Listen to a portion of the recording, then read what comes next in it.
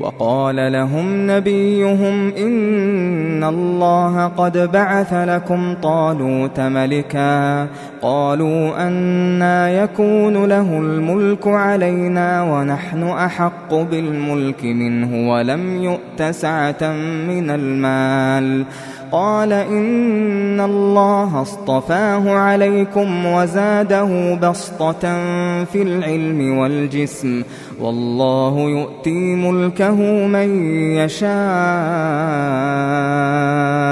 والله واسع عليم.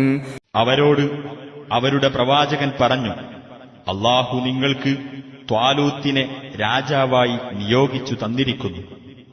അവർ പറഞ്ഞു, അയാൾക്കെങ്ങനെ ഞങ്ങളുടെ രാജാവാകാൻ പറ്റും? രാജാധികാരത്തിന് അയാളെക്കാൾ കൂടുതൽ അർഹതയുള്ളത് ഞങ്ങൾക്കാണല്ലോ. അയാൾ സാമ്പത്തിക സമൃദ്ധി ലഭിച്ച ആളുമല്ലല്ലോ. ആ പ്രവാചകൻ പറഞ്ഞു, അല്ലാഹു അദ്ദേഹത്തെ നിങ്ങളെക്കാൾ ഉത്കൃഷ്ടനായി തെരഞ്ഞെടുത്തിരിക്കുന്നു.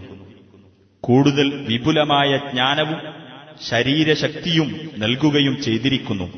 അല്ലാഹു അവന്റെ വകയായുള്ള ആധിപത്യം അവൻ ഉദ്ദേശിക്കുന്നവർക്ക് കൊടുക്കുന്നു.